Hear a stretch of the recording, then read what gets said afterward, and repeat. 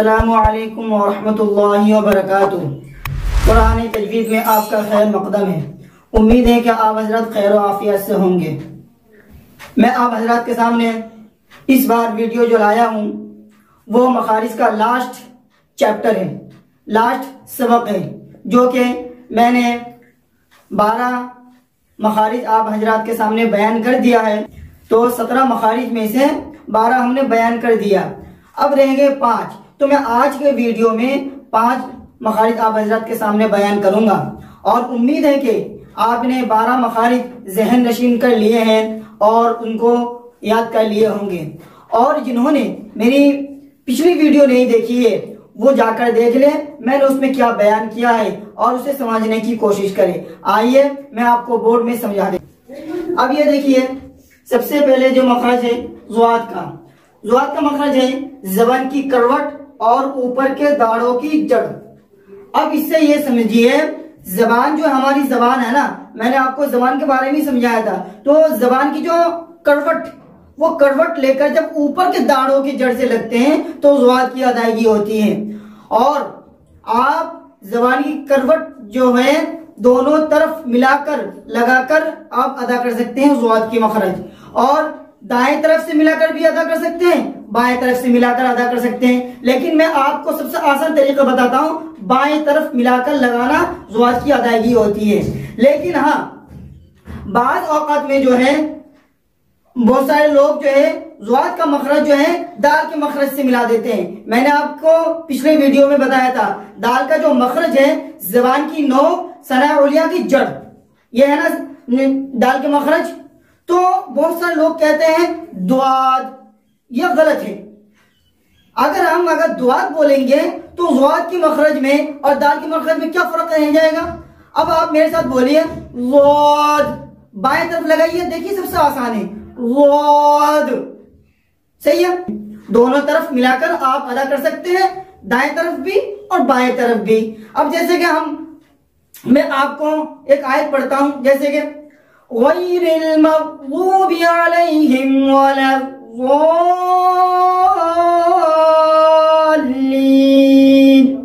समझ गया।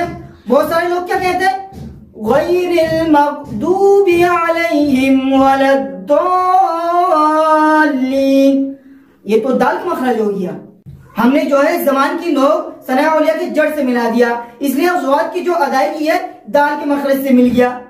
हालांकि ज़ुआद का मखरज क्या है, ज़बान, ये देखिए आप बोर्ड में, ज़बान की करवट और ऊपर के दाढ़ों से लगे, ऊपर के दाढ़ों की जड़, जब उससे हम लगाते हैं जब ज़ुआद की मखरज अदायगी होती है। समझिए, आप इस गलती से बचे कि ज़ुआद का मखरज असल है क्या।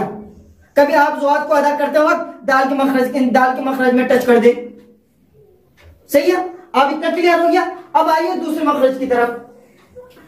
लाम का है ज़बान का किनारा और एक ज़ाहिक से लेकर दूसरे ज़ाहिक तक और ऊपर के दांतों के मसूड़े। अब यहाँ पे इन्होंने बताया लाम का मखरज ज़बान का किनारा एक ज़ाहिक से लेकर दूसरे ज़ाहिक तक, ऊपर के दांतों के मसूड़े। एक ज़ाहिक से लेकर दूसरे ज़ाहिक से मुराद क्या है मैं आपको बताता हूँ।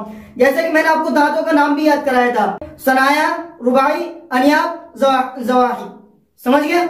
अब एक ज़ाहिक से लेकर दूसरे ज़ाहिक से मुराद ये, हम सनाए से लेकर ज़ाहिक तक जब हम ज़बान का किनारा लगाते हैं, जब हम ज़बान का किनारा एक ज़ाहिक से लेकर दूसरे ज़ाहिक तक यानी सनाए से लेकर ज़ाहिक तक मिलाते हैं तो हमें लाम की अदायगी होती है। अब बोलिए लाम, समझिए, लाम, ये है इसका मखरज। ये क्लियर हो गया। आइए मीम का मखरज। अब जो है मीम का मखरज दोनों होंठों की खुश्की का हिस्सा, मैंने आपको होंठों के बारे में भी बताया था, दोनों होंठों की खुश्की का हिस्सा, जो हमारे ये दोनों होंठ है ना, ये ऊपर का हिस्सा जो है ये खुश्की का है और ये नीचे वाला है ये तरी वाला है। जब हम दोनों होंठों के खुश्की का हिस्सा जब मिलाते हैं तब मीम की अदायगी होती है। जैसे कि मीम, समझ गया, मीम, यह है मीम की अदायगी। इतना आपको बात तो क्लियर हो गया। अब आइए नून का मखरज। नून का मखरज ज़बान का किनारा एक नाप से लेकर दूसरे नाप तक और ऊपर के दांतों के मसूड़े। समझिए। लाम के मखरज में क्या था, एक ज़ाहिद से लेकर दूसरे ज़ाहिद तक ज़बान का किनारा और ऊपर के दांतों के मसोड़े से। अब नून का मखरज जो है एक नाक से लेकर यानी सनाया, रुबाई और अनयाब, इनका मसोड़े से लगने से नून की अदायगी होती है। नून, समझिए, नून। आप भी बोलिए मेरे साथ, नून। बात क्लियर हो गया। अब आइए आखिरी मखरज खैशुम। खैशुम यानी नाक का बासा है, उससे गुन्ना निकलता है। अब खैशुम जो है ये नाक का बासा, अगर ये गुन्ना जो एक मखरज है। अब जैसे कि हम इसके अदायगी जो करेंगे, जैसे कि या अय्युहल इंसान, अब जो हम बोल रहे हैं ना, ये नाक में बासा जो है ना, इसकी अदायगी हो रही है।